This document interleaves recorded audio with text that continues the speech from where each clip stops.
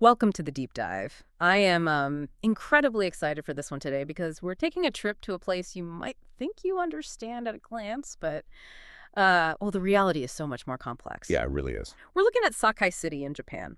Now, if you pull up a modern map right now, Sakai looks like it just looks like a massive industrial suburb sitting directly south of Osaka. It just blends right into the urban sprawl. Right, it just looks like part of the larger city. Exactly. But if you rewind the clock several centuries, Sakai wasn't a suburb. It was a fiercely independent, highly rebellious edge city. It was a place where powerful warlords were defied, where secret diplomacy happened in tiny claustrophobic rooms, and where craftsmen pulled off some of the greatest industrial pivots in human history. It's a city defined by contradictions, honestly, and an incredible capacity for survival. So we are working from a comprehensive historical research report today. Right. It's an academic deep dive into Sakai's autonomy, its unique culture of craftsmanship, and its intense power struggles. And our goal is to extract the hidden logic of how this city managed to thrive for centuries while surrounded by just absolute chaos. Okay, let's unpack this. Our mission is to pull 5 mind-blowing historical stories from this research, extract the hidden gems you can actually visit as a tourist today, Yeah. and reflect on what this city's survival means for us right now. Yeah, in our own rapidly changing world. Exactly. So to understand Sakai, we have to travel back to the 15th and 16th centuries. Japan is in the middle of its warring states period. It is an era of constant brutal conflict. But I was looking through your notes, and it seems Sakai operated under a completely different set of rules. They really did. They weren't ruled by a samurai warlord at all. That's correct. Sakai was a highly autonomous zone, often referred to as a free city. Instead of a feudal lord, it was governed by a 36-member merchant council known as the Igoshu. These were the ultra-wealthy shipping magnates and warehouse owners who controlled the flow of goods. They were so successful and so radically independent that Gaspar Vella, a Jesuit missionary who visited Japan at the time, actually wrote back to Europe calling Sakai a republic. Wow, a republic! Yeah, he explicitly compared it to the Venice of the East. The Venice of the East, that paints quite a picture. But having all that wealth during a period of constant civil war seems incredibly dangerous. How did a council of merchants protect themselves from heavily armed samurai armies looking for a payday? Well, they essentially turned their entire city into a fortress. They funded the excavation of massive deep moats around the perimeter of the town, turning it into a defensible island. That's intense. And they used their vast trade wealth to hire private mercenary armies. But as you pointed out, that level of prosperity inevitably attracts the biggest predators. Right. So in 1568, Oda Nobunaga, who was arguably the most terrifying and powerful warlord of the era, was marching toward Kyoto to consolidate his power. He looks at Sakai and demands 20,000 kan. I saw that number in the report, just to put that into perspective for anyone listening. Kan was a unit of currency based on weight, specifically the weight of copper coins. 20,000 kan wouldn't just be a heavy tax. No, yeah. It would be an absolutely astronomical sum of war funds. He's effectively demanding protection money that could bankrupt a lesser city. Exactly. And this demand triggered a massive internal crisis for the Merchant Council. You had the hardliners who wanted to pull up the drawbridges, rely on the moats and the mercenaries, and physically fight Nobunaga. Which sounds like a terrible idea. Right, but then you had the pragmatists led by a highly strategic merchant named Imai Sokyu. He understood that engaging in a protracted siege with Nobunaga was a death sentence, not just for the people, but for the trade networks that gave them their power. So instead of a siege, Imai Sokyu pulls off this legendary diplomatic pivot. He approaches Nobunaga and offers a gift, but he doesn't just hand over a pile of coins. No, he's much smarter than that. He gives the warlord a legendary, incredibly famous tea jar called the Matsushima. He strokes the warlord's ego, pays the requested fee, and prevents the city from being burned to the ground. What's fascinating here is that this moment represents a fundamental clash between city law and warrior law. Oh, interesting. The merchants of Sakai had built a society based on transnational trade contracts and municipal defense. They had acquired soft power that literally rivaled the hard power of the feudal lords. But in the highly centralized martial culture that Nobunaga was building, an independent, wealthy merchant republic was viewed as an existential threat. So they had to submit in a way that let Nobunaga save face. Exactly. The gift of the tea jar was a brilliant maneuver to save lives, but it officially transitioned Sakai from a sovereign city-state into a heavily taxed, albeit highly privileged economic zone within the warlord's growing empire.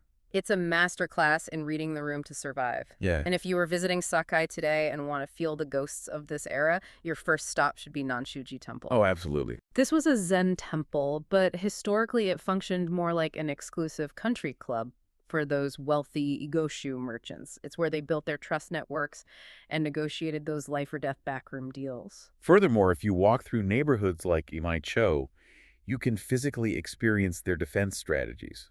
The old street layouts aren't straight. They are built in a jagged sawtooth pattern. Like a zigzag. Exactly. That was a deliberate urban design choice.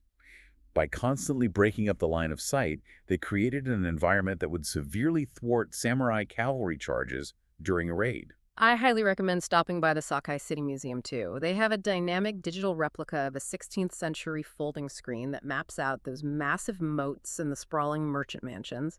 It really helps you visualize how impenetrable this place looked. It really is. But speaking of those wealthy merchants and the power of a simple tea jar, the report completely shatters a very famous historical image regarding the tea ceremony itself. You are referring to Sen no Rikyu. Yes. If you have any passing familiarity with Japanese culture, you likely picture Sen no Rikyu as the ultimate peaceful Zen master of the tea ceremony. The quintessential monk figure. Right. You imagine him in a quiet, rustic room, perfectly whisking matcha, completely detached from the material world. But the research paints a very different picture.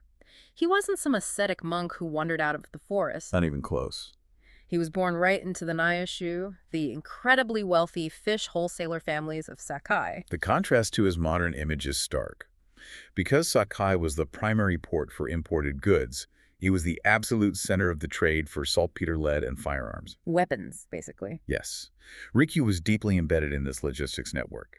Historical records show that he once gifted Oda Nobunaga 1,000 rounds of musket ammunition. That is wild. Practically speaking, he functioned as an intelligence broker and a strategic arms dealer masquerading as a peaceful aesthete. I was reading about the Wabicha style of tea ceremony that he perfected and how it was essentially used as a political weapon.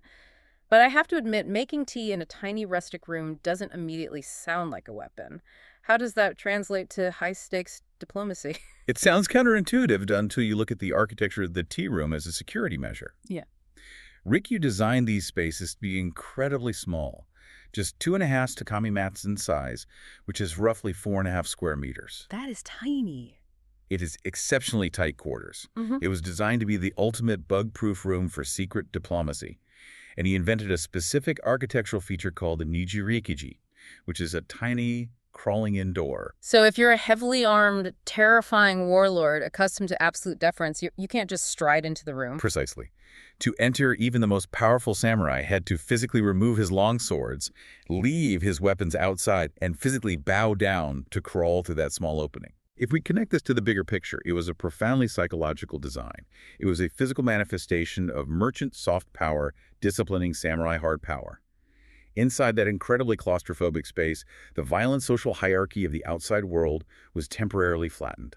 Toyotomi Hideyoshi, the warlord who eventually unified Japan, clearly recognized the value of this. Hideyoshi came from a peasant background, so he constantly used Rikyu's tea ceremonies to gain cultural legitimacy with the elites. Yes, he leaned on it heavily. But that relationship sours dramatically. Hideyoshi ultimately forces Rikyu to commit ritual suicide. The popular myth is that it was over a petty argument about a wooden statue of Rikyu, but the report suggests it was about high-stakes geopolitics. The statue was merely a pretext. The underlying tension was that Rikyu strongly opposed Hideyoshi's disastrous military plan to invade Korea. Because it would ruin business. From Rikyu's perspective as a Sakai merchant, an invasion would completely destabilize the transnational trade routes that generated their wealth. But once Hideyoshi had firmly unified the country, he no longer needed the Sakai merchants as middlemen for weapons or cultural capital. The power dynamic shifted, and Rikyu's immense political influence became a liability to an absolute dictator. It's a chilling reminder of how quickly the political winds can shift. For anyone tracing this history on foot, you can actually visit the ruins of his mansion, the Senno Rikyu Yashikiato. It's sitting on prime real estate in the city, and the original stone he used to draw water for his tea ceremonies is still intact. You can also visit Jessoin at the Nanshuji Temple, which is a meticulous replica of a Rikyu-style tea room. Crawling through that tiny door yourself, really allows you to feel the sensory experience of the space, how quiet, intimate, and restrictive it was designed to be. And when you visit the Sakai City Traditional Crafts Museum to view the antique utensils, this context changes everything. You realize you aren't just looking at pretty ceramics, you are looking at high-value imported trade goods that functioned almost like a secondary currency among warlords. Hideyoshi might have tried to erase Rikyu by forcing his suicide, but trying to bury history seems to be a recurring theme in Sakai. In fact, if we jump forward to the 19th century, the government tried to literally bury the truth about an ancient emperor's tomb right in the middle of the city. Yes, you are talking about the Daisen Kofun, widely known as Emperor Nintoku's tomb. It is a massive keyhole-shaped burial mound built in the 5th century. Massive is an understatement. True. To understand its scale, the footprint of this tomb is actually larger than the Great Pyramid of Giza.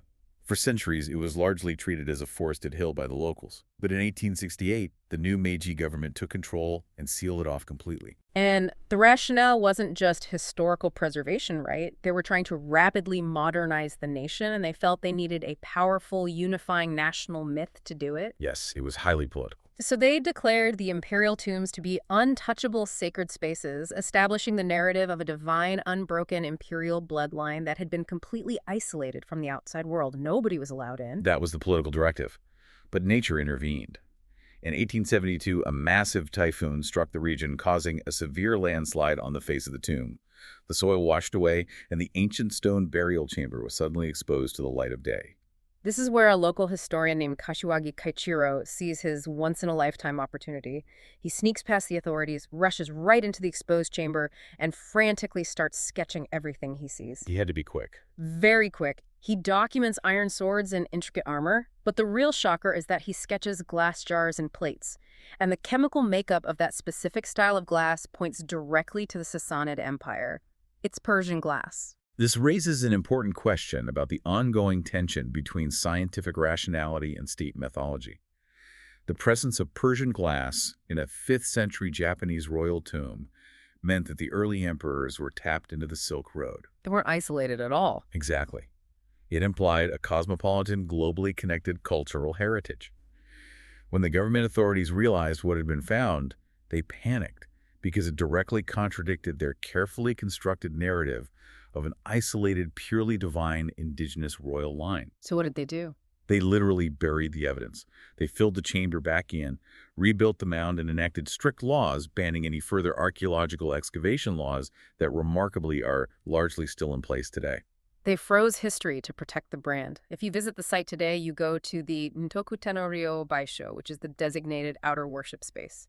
And knowing this backstory completely changes the experience. You see these giant, imposing torii gates, and you realize they were intentionally added after the 1872 landslide by the Meiji government to manufacture an aura of untouchable sanctity. It is a profound example of a constructed landscape masking historical reality.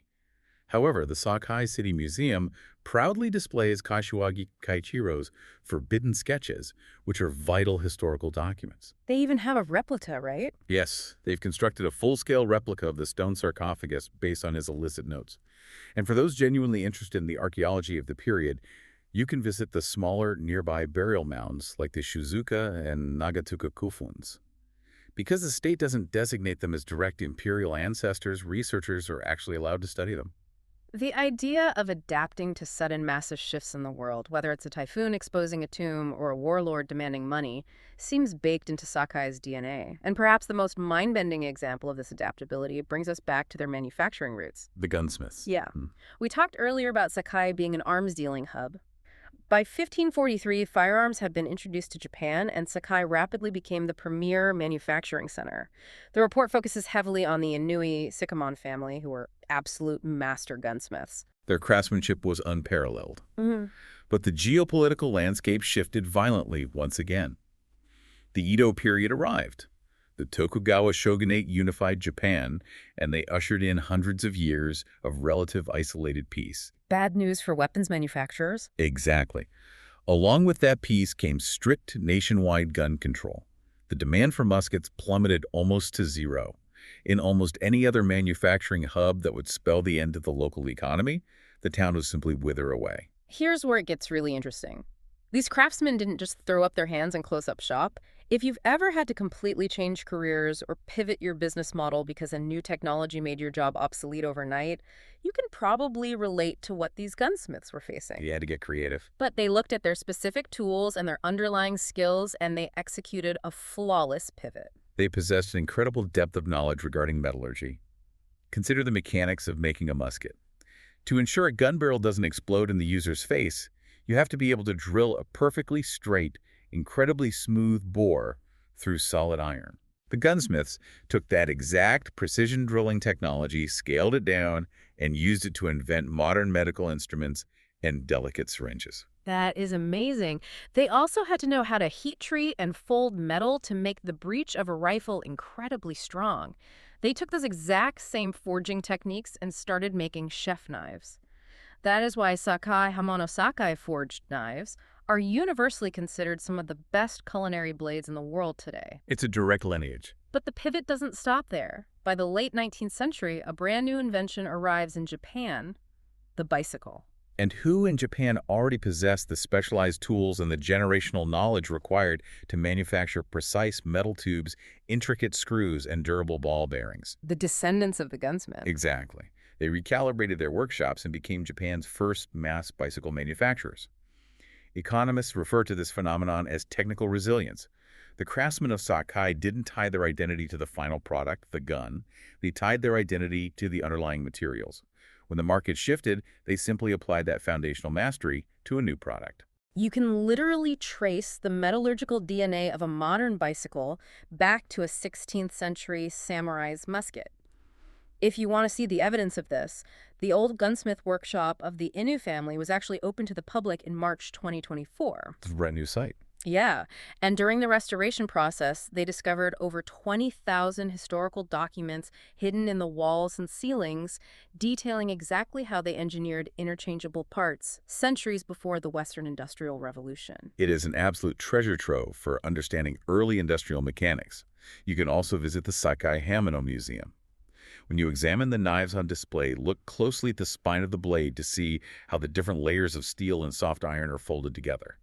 It's the exact same principle once used to reinforce a matchlock rifle. I love that connection. And the Bicycle Museum Cycle Center does an excellent job illustrating the direct evolutionary line from gunsmithing tools to Japan's first metal bikes.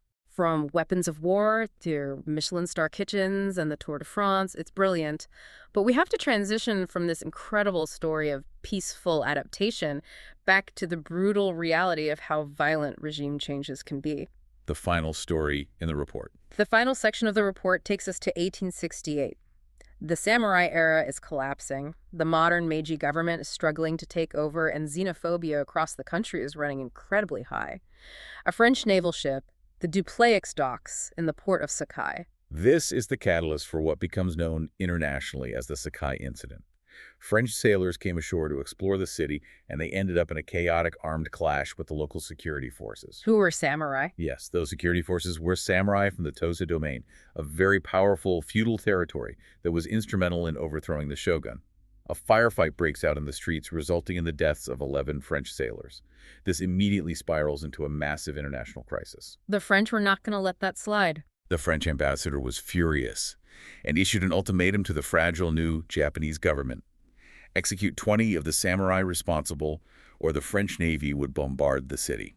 The new government is utterly terrified of sparking a full-blown war with a modern Western military power, so they agree to the terms. They arrange for an execution at the Myokokuji Temple. Now, I assumed they would just face a firing squad, but the samurai refused to die like common criminals. They agreed to die, but strictly on their own terms, turning the execution into a horrific, ritualistic protest. The French naval officers were seated in the temple courtyard to witness the executions, expecting a standard military protocol. They were entirely unprepared for what the samurai did next. That's pretty drastic. The warriors began to perform seppuku ritual suicide one by one. But they didn't just quietly pass away. They purposefully turned it into a gruesome spectacle. They sliced their own stomachs open, violently grabbed their own entrails, and threw them toward the horrified French officers, all while screaming anti-foreign slogans. It's an act of extreme visceral psychological warfare. I can't even imagine the shock of the Western observers witnessing that level of martial resolve. It completely unglued them. The sheer trauma of the event was overwhelming. By the time the 11th samurai died in this horrifically violent manner, matching the number of dead French sailors, the French commander was so traumatized and physically ill that he actually begged the Japanese officials to halt the executions. Those they stopped it. Yes. The final 9 men were spared from the ritual and sent into exile instead. It's an incredibly intense piece of history. But why does the report focus on this specific bloody event? How does it tie into the broader story of Sakai's survival? It illustrates the painful, traumatic birth of modern diplomacy in Japan. The Sakai incident forced the Japanese government to confront a harsh reality. Traditional violent samurai protest, no matter how deeply rooted in honor and martial discipline, could not defeat the military and legal frameworks of modern global empires. It was a wake-up call. The shockwaves of this event directly accelerated Japan's decision to rapidly adopt international law and modernize its military. They realized that to survive the threat of Western imperialism, they had to understand and utilize the rules of the West. If you go to Myokokuji Temple today, you can stand in the exact courtyard where this terrifying clash of cultures took place. There is a massive cycad tree there, and local legend claims it once bled when Oda Nobunaga tried to chop it down, which perfectly mirrors the dark, resilient history of the spot. You can also visit the graves of the 11 Tosa warriors, where people still hold memorial services every February. But perhaps the most poignant tourist site is located right next to those graves. Within the exact same temple complex, the city has erected a monument dedicated to the French sailors who died in the initial shootout. That's fascinating. It highlights a very unique two-way requiem culture that developed in Sakai. Because they were fundamentally an international port city, they possessed a broader perspective. They recognized that both sides of a geopolitical conflict are ultimately humans caught in the violent gears of history, and both deserve to be remembered. We have covered so much ground today. Warlords paying off merchants with tea jars, tiny rooms used as secret diplomatic bunkers, a typhoon exposing a buried political myth, gunsmiths executing the ultimate career pivot into bicycles, and a bloody ritual that forever changed international law. So what does this all mean? When we look at all these stories synthesized together, what is the grand takeaway for you, the listener? I see 3 distinct, powerful threads running through this research. The first is the concept of the power of the edge. Sakai thrived precisely because it was located on the geographic and political borders of 3 different provinces. It existed in the margins. History consistently shows us that true innovation, rebellion, and autonomy rarely emerge from the absolute center of power where authority is rigid and absolute. They flourish in the borders, the margins, the edge cities. And the second thread is what you refer to as technical resilience or technical path dependence. Sakai didn't survive centuries of brutal warfare and economic collapse by sheer luck. They survived because they were absolutely obsessed with mastering a foundational skill metallurgy. They could pivot seamlessly from muskets to medical tools to bicycles because their underlying skill was deep enough to be infinitely flexible. And the third thread is the profound idea of ritual as resistance. Whether it is forcing a conquering warlord to crawl on his hands and knees through the tiny door of a tea room, or the horrific spectacle of a ritual suicide designed to traumatize a foreign power, Sakai's history proves that physical spaces and the specific rituals performed within them are incredibly potent tools for political expression and protest. That brings us to our final thought for this deep dive.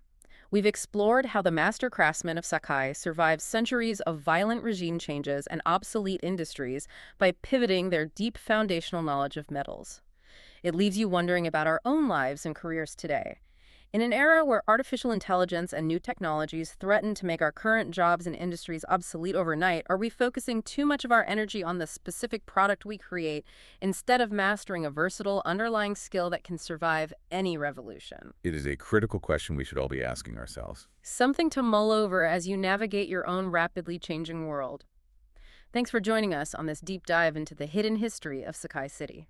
We will catch you next time.